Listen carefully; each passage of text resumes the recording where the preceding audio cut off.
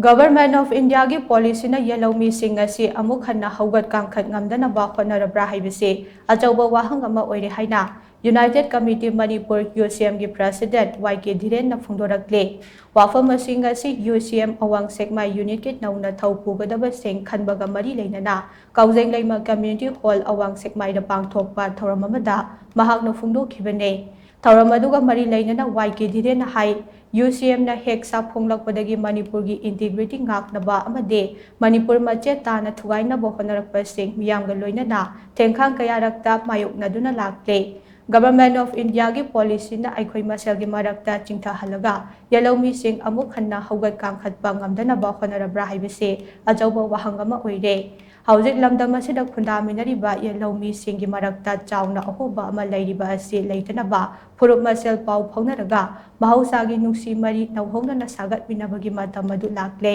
Chenku ki narco terrorist sing changsilaktuna lamdam asida mayai kabani sa lalonitik tawrakba popi pambi pak sana tharakpa amade anauba khul kaya semgalaktuna state asiki demography da chauna ahumba kaya pirakliba asida center ngasi phauba masak thokpa khongthang amata laukhatpa leitre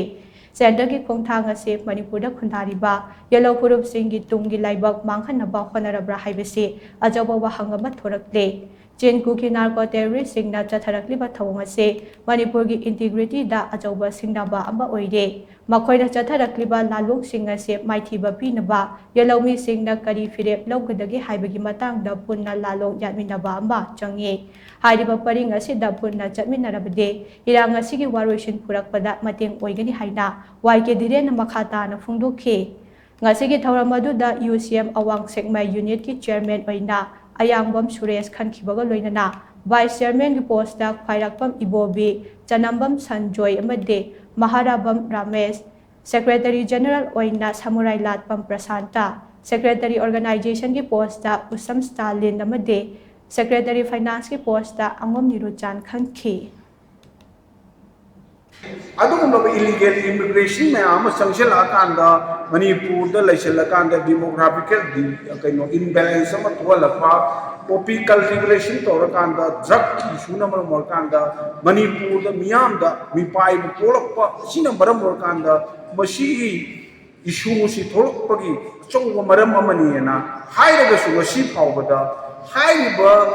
illegal immigration in Hariba, Mitopian Sassin Chancel Akanda Manipuri, Jagaza Sida, Ano village in Kalakanda, Kungang in Kalakanda, Yumta Salaiba, Nomai Parakanda, sophisticated with open Parakanda, Misham Prasashinga, Lan Taraiba, Shikumlaba, terrorist Tabak Sancheliba, Mioising Aduda, Naship over the Indiagi, Lainakna. Ngasip pau the Makogi Mataka, Kariguma Makandi, Logi Mayota Tabako, Makogi Mayota, Kariguma Tabak Amata Tobachinata for the Garino Arakanda. Makoising a sad, Indiana Kankataga, Indiana Nagaga Tamakanda, Manipuri, Yelhoumee, Sinasiki, Tungi Puser said, Mangan Indiana, one other bribery, Chow Wang Makakoida, Mashitole.